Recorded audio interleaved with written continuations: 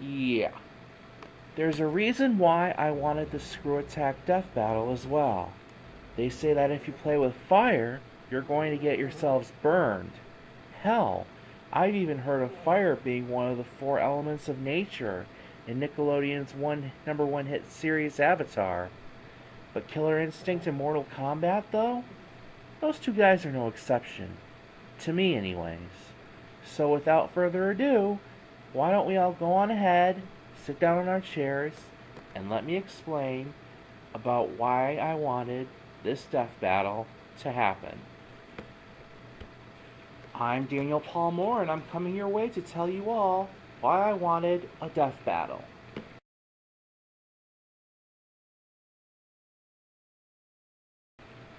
Cinder was a convicted criminal who agreed to participate in Ultratech's chemical weapons test in exchange for early parole. A failed experiment turned him into a being of living flame. He has now been offered freedom if he can defeat Glacius in the Killer Instinct tournament. Ben Ferris, a small-time criminal with counts of assault, breaking and entering, and arson on his record, is the latest convict to be bought out of jail for Ultratech's twisted uses.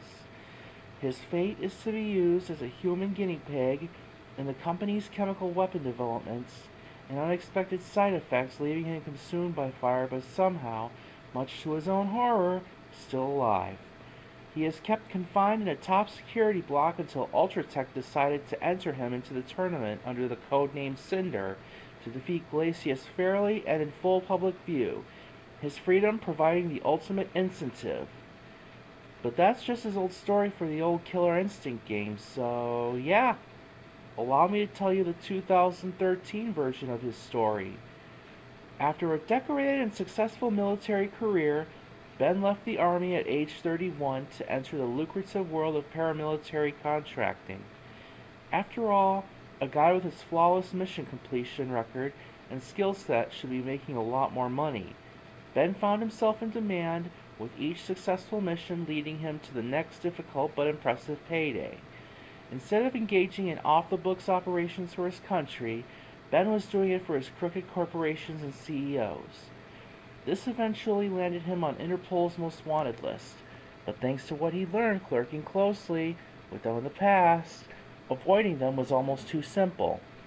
Ben had his ideal job, incredible pay, and was sought after by the most powerful people on the planet. Then he got the call that would change his life forever. Ben received a contract offer for an almost ridiculous sum. The mission? Infiltrate Ultratech to steal data related to Project Cinder. None of Ben's contacts or colleagues had ever heard of anyone ever putting out a contract that targeted Ultratech. In fact, information on Ultratech was so scarce that it seemed like every other agency and corporation on the planet was pretending it didn't exist. The danger, the difficulty, and the mystery only made the contract more appealing to Ben. Ben signed and began researching Project Cinder. The more he learned, the less he felt like he knew. Ben had to go deeper. Many months passed as Ben worked Ultratech from the inside, making friends with higher-level employees, bugging their gear our offices, and watching and listening for something, anything, that might point him in the right direction. The only piece of information he had after nearly a year on contract only increased his desire to complete the mission. All signs pointed toward extraterrestrial origins for Project Cinder.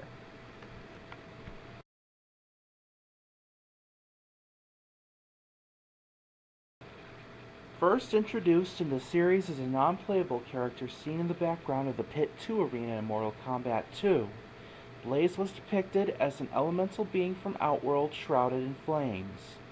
As his name and appearance suggests, he has control over fire, lava, heat, etc.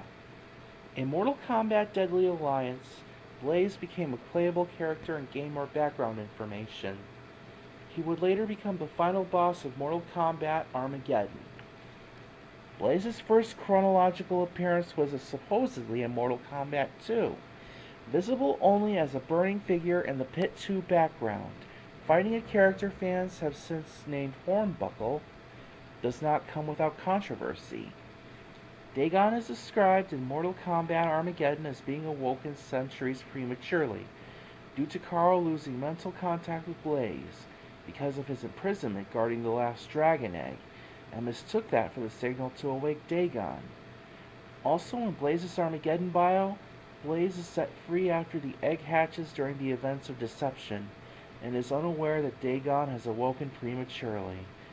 It's not until Blaze gives a signal to wake both brothers he learns that Dagon had already been freed. If the burning figure in Mortal Kombat 2 was truly Blaze, that means Blaze had been imprisoned to guard the egg sometime after Mortal Kombat 2, which means Dagon could not have been awoken centuries earlier because Blaze would have known.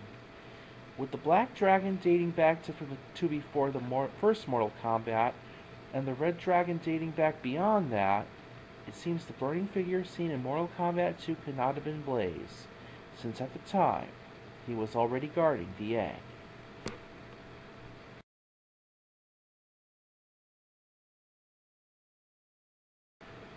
Well, if you fans of Screw Attack want an extremely super hot death battle such as this, then guess what? I personally think that this should happen.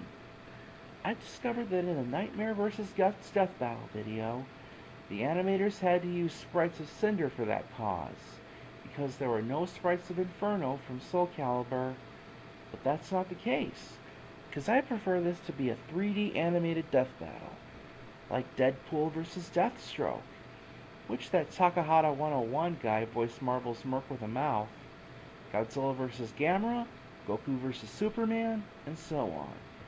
Sure, sprite animated death battles are fun to watch and all, but that's just my opinion.